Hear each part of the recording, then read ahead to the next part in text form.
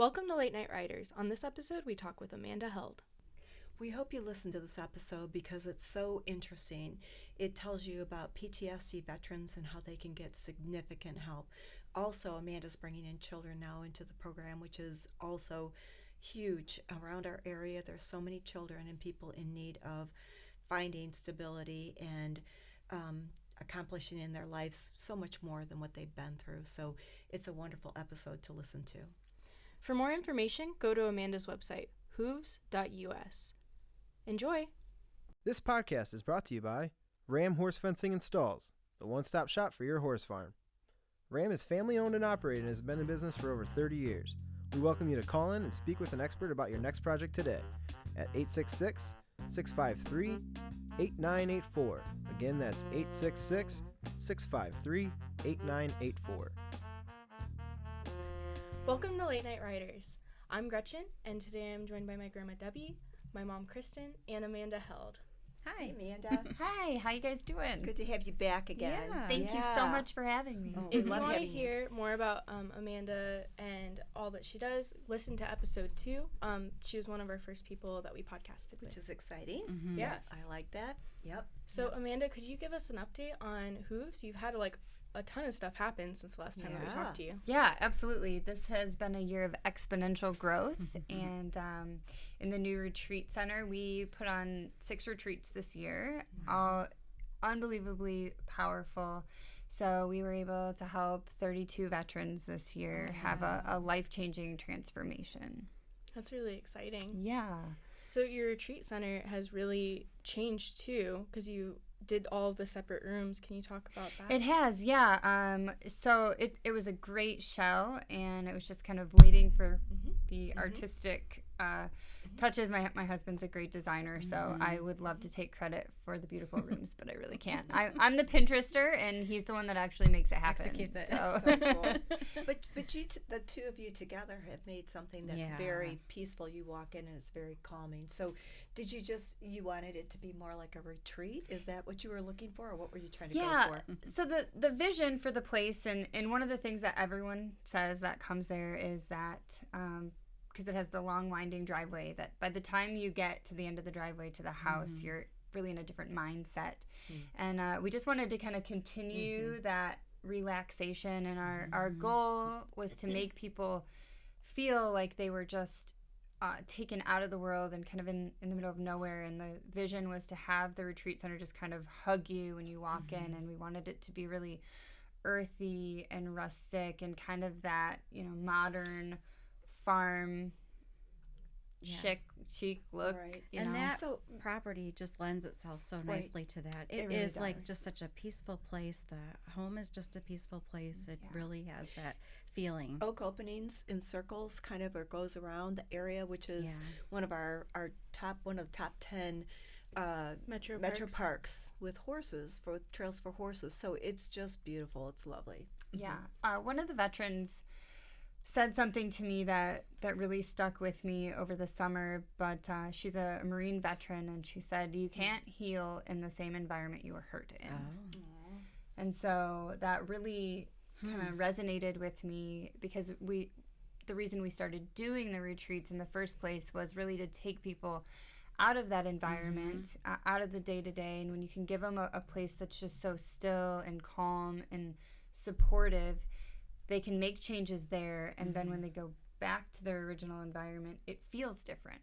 And that's when they can start affecting their environment and doing what we call the ripple effect. So they stay there for the whole retreat, is that, or how does that work then? They do. So it's 3.5 days, and what we decided, actually, because we're always growing and improving, is that next year we're going to add an additional day. Oh, wow. So we incorporated some other healing modalities in the retreats this year. So we have a massage therapist that comes now. Wow. Oh, nice. Everyone gets a massage. We've incorporated chiropractic, because when we align our mind, we also need to align our spine, and that just helps the healing stick.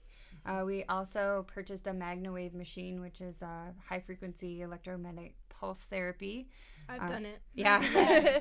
Really powerful. We actually had a guy come to the retreat in with a cane and a walker, and by day 3 he was running with the horse across That's the exciting. the backyard. So we've incorporated those additional modalities. We also have an essential oils expert come and do an oils treatment on everyone. So when I had the vision for this 7-8 years ago, it wasn't meant to be just me. I really saw incorporating other practitioners and other healers into the modality, and it's been so powerful. We say at the end of every retreat, it never gets old. We're enamored every time by the healing that takes place. That's really cool. And I don't think people realize sometimes that they're, what you actually have for people, the veterans, but then additionally too, I mean, other people have come as well, and you've had a few other retreats for women, I believe, a little women's retreat. We have. We are always looking to partner with other organizations that are helping people. And Covered International was founded in Toledo, and they help women who are coming out of trafficking. And so we held a retreat for them last year that was just absolutely profound. And one of the things we always go back to is trauma is trauma. And we started the program for the veterans because that seemed to be the dire need in the moment. But obviously, there's a lot of people that have trauma that aren't veterans. And, this method that I've developed, it's essentially a curriculum of 13 different lessons. And each lesson is paired with a horse activity. And I know a lot of times people think of, quote unquote equine therapy as like you go out, you pet a horse, you relax, you calm down, which is all part of the process. But there's also some really cognitive, science-based neuro pathway building exercises that we do. So it's very cognitive process, and people actually learn how to become their own facilitator, their own mentor. So when they leave, they don't necessarily need to keep coming to someone else to heal. They can take the healing into their own hands and grow and build, and then in turn they can start helping their spouse, helping their children, helping people at their church, their community members. So we're small, but we're really big on the ripple effect, and our goal is to help raise the consciousness of humanity. And what better people to start that movement than the veterans who just want purpose again so bad and want to be responsible for the safety and protection and growth of our country. What a wonderful thing to have community-wise. I mean, we're talking about Swanton and Toledo area. I mean, this is really a big thing for the community, and let alone other people that can come to this. And there's more information I know that they can get on your website and so forth, but what a wonderful thing that you offer. Yeah, we're gaining a national footprint. I was in Montana this year and also Kansas City. So that's really exciting. And, I'm a graduate of Swanton High School, and the Toledo area is my home. So it really gives me great pride to bring that awareness and attention, positive attention to Toledo area. And You're right back in Swanton. Yeah. You graduated from there. Full so circle. Cool is that? Right, exactly. So you said something earlier about another program that you've developed. Yes. So our goal this April is to launch a children's program, and it's going to be a matter of, if you think like Big Brother, Big Sister. So we've been helping these veterans through our retreats for the past 3 years. They've taken the tools, they've changed their life, and now they're ready to give back and reconnect to a purpose. So we don't know exactly what this is all going to look like yet, but we are going to start running some day programming for our youth, for challenged youth. And so needed. We're going to bring the veterans in as mentors, because I know that the best way to learn is to teach, right? That's kind of what I've done.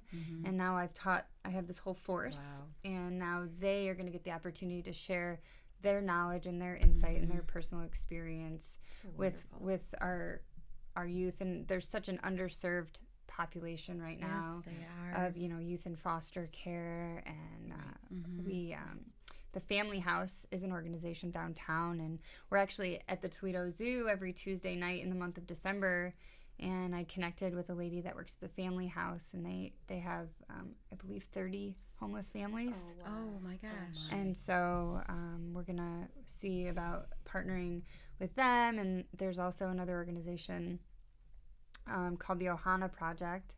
And they actually help youth that are transitioning from the foster care system to adulthood that maybe they never got adopted. They never got a family. And that's all here in our area? It is all in the Toledo area. I think it's so small, but it actually, it is I mean, it's bigger than what we realize it is then. Yeah, it is. And, you know, I'm a big collaborator. I don't believe in competition. And I think that if we're all trying to help humanity, that there's no reason we can't come together, right? Many hands make light work. Yes. And I feel like we're all a piece of the puzzle, and we all bring a unique skill set to the table. So when we can collaborate, I see mass healing. And, you know, it's important to heal our veterans. They've served our country. We also have to look to the future, and the future of humanity depends on our youth right now. It does. And one of the things that we teach in the H.O.O.V.E.S retreat is that your greatest tragedy is actually giving you your greatest superpower.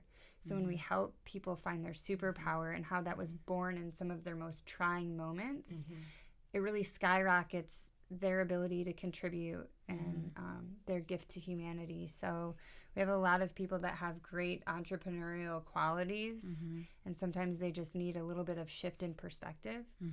So we're really hoping to share that now with the next generation. Well, children are like such a thing of my heart. Like, it's just, I am so grateful to hear that you're working with the children too. I mean, veterans as well. You know, I mean, I it's so awesome that you have the ability to do so many different types of like marriages or, you know, the women's, you know, group that you did.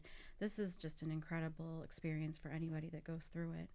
I'm sure you've seen things that you never thought you would see or feel feelings that you never thought you would Probably feel. can't even. Miracle after miracle, you know, and the biggest thing that I always go back to is, you know, I am a steward of this information. I'm a steward of this work, and I really feel like I've been blessed. You know, God has blessed me with some tools that empower people to make their lives anything.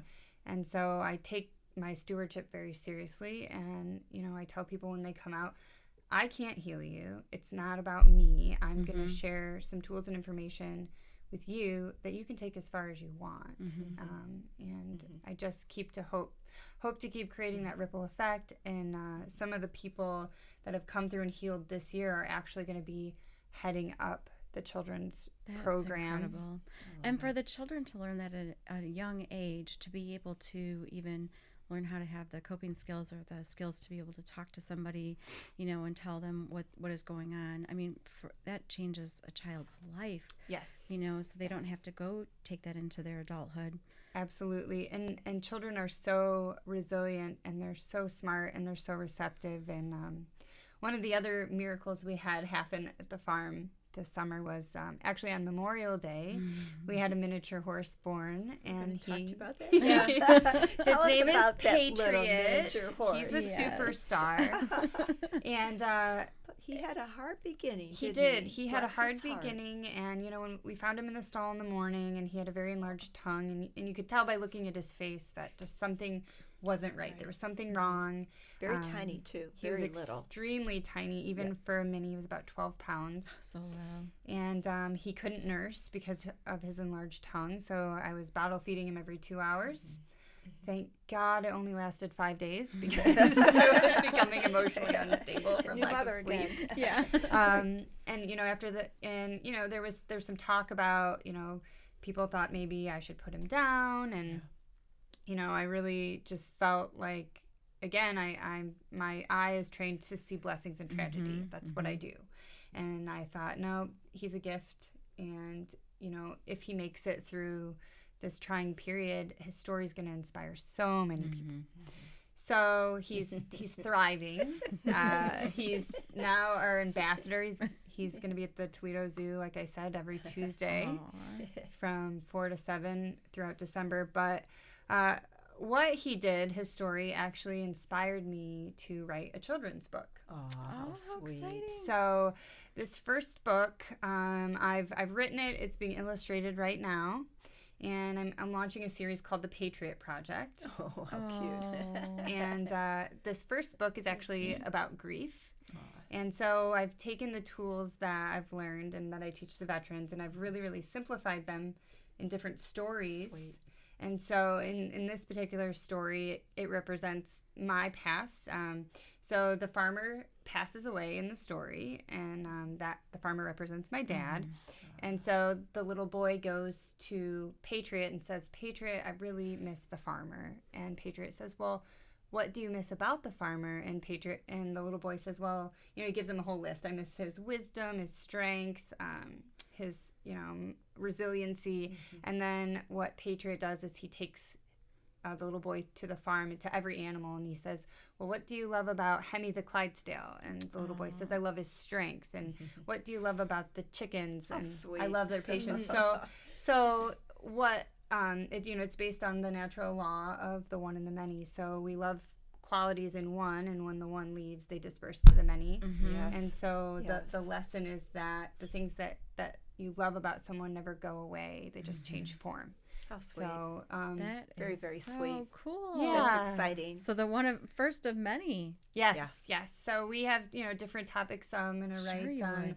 bullying, PTSD, anxiety, depression. So we're gonna go through and simplify all the lessons, and then my hope is once the book is launched to be able to take Patriot and go and read to the my children. gosh. That'll be so cute. And Yeah. this little So cool. guy came from being, I just have to say, because I have watched your Facebook and what you've done, from just being this little, not perfect little baby to thriving, like you said, and running all over, sometimes getting out, and all the things that you've gone through with it. But what an example of, for the people that come to the farm, having those hardships but thriving through it, and now your books. How wonderful is that? And it was so interesting. Last week I had someone reach out to me on Facebook and ask if he was a dwarf, and I said yes, he has dwarfism, and he said, well, actually my daughter has dwarfism as well, and she would love to meet him. Oh, so sweet. So they So came sweet. out, and she was able to spend some time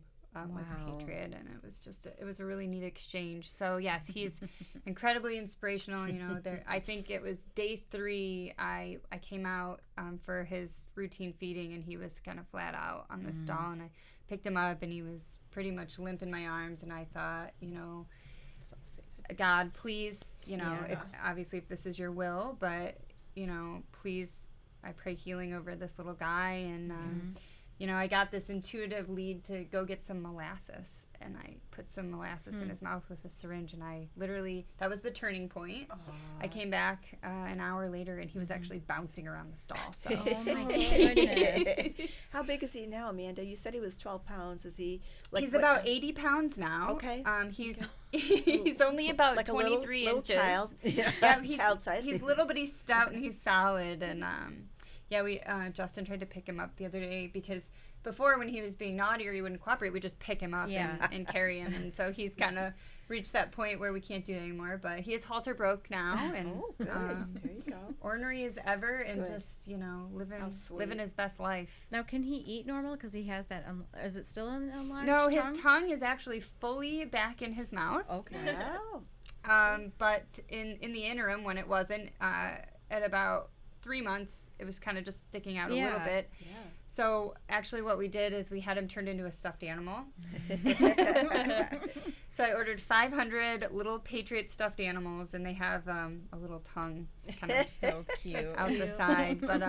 But what ended up happening, and it's so metaphoric for our struggles, give us our superpowers.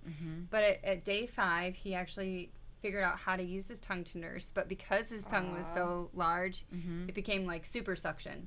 So when he did figure it out, he really figured it out, and now he's got a Eager. milk belly. Eager. There you go. Aw. So, Amanda, if people who are listening, if, say, sometimes when you have somebody that comes into your life and you know that they're struggling, it's hard to say to somebody, hey, why don't you, here's a place that can help you. So what would you suggest for people, be it a veteran, child, whatever, what would you suggest to people of how to approach that person, or how to, help them? Do you have any ideas towards that? Yes, that's a great question. And usually what one of the things that I tell the people that come through the retreats, because everyone gets through and immediately they're like, so-and-so and so-and-so and so-and-so needs to come do this. And I say, here's the deal. You know, if someone is not ready for change, nobody can help them, right? But what we can do is we can be inspirational by sharing our story. So I have testimonial videos on my website, and I feel like the best way, if you know someone's struggling, the best thing you can do is share a success story. You know, not say you need to do this or you should do this, because that's the fastest way to make someone say no. Yes. Sure. But I have some pretty compelling testimonial videos on my website, and I think a lot of what the veterans say will resonate. And I feel like when we can connect with someone and hear about their success, then that inspires us to find our own success. So I'd say that is the best way to share a testimonial. And what is your website? Our website is H.O.O.V.E.S, H-O-O-V-E-S.U.S. Okay. Very good, because I know it can be a little awkward. You don't know what to say to that person you want to help, but you don't know what to do. So that's a good idea. Yeah, I feel like storytelling is the least abrasive way to share information. Can anyone like around come to your retreat, or do they have to be in the Toledo area? No, we have had veterans come from California, Florida, and even a couple from Canada. Wow. And if people are looking for like a similar program but want something a little closer to home, what should they look out for? Well, I'm actually trying to create right now a network of strategic partnerships. My curriculum is really unique, and there's actually no other curriculum out right now that is the same as mine. So my hope is actually to be able to offer this specific training to other equine programs, and I'm actually launching my first certification the second week of January, and it's full already. Oh, nice. So we'll have another one next year. But my hope is to create a directory of equine programs that are certified through my method, which is called EWIM, or Equine Wisdom Integration Method. And in that way, if people aren't able to travel, or, you know, sometimes it is better to go local, because the people that keep coming back and volunteering afterwards obviously heal faster and further. So. And is it all right if we would tell people to encourage them to even call you to find out, more? Yes, absolutely. Call me, send me an email. There's a contact form on the website. And, one of the things also that I think is really important for people to know, and the question I usually get right away, is what's the cost? And the retreats are always provided at zero cost to veterans. So, we try to remove that barrier, and if someone needs a plane ticket, we always get that covered by a sponsor. Wow. That's a wonderful opportunity, so they can come right to you then. Yes. Yeah. Yep. All right. Well, thank you so much for coming in and taking the time to talk with us. Thank you so much for having me. Yeah. We hope you enjoyed listening to our podcast and encourage you to share with all your equestrian family and friends. You can tune in to the Late Night Riders podcast show every Friday night. Each episode will be uploaded exclusively on YouTube, where you can subscribe to our channel to stay up to date with all of our latest shows. Do you have a topic you'd like to discuss? We want to hear from you. You may email us at podcast@rammfence.com, or feel free to leave a comment below. Thank you again for listening. Thank you, man. It's really nice to see this move along like it is, so we really appreciate you coming in. Thank you. Thank you so much.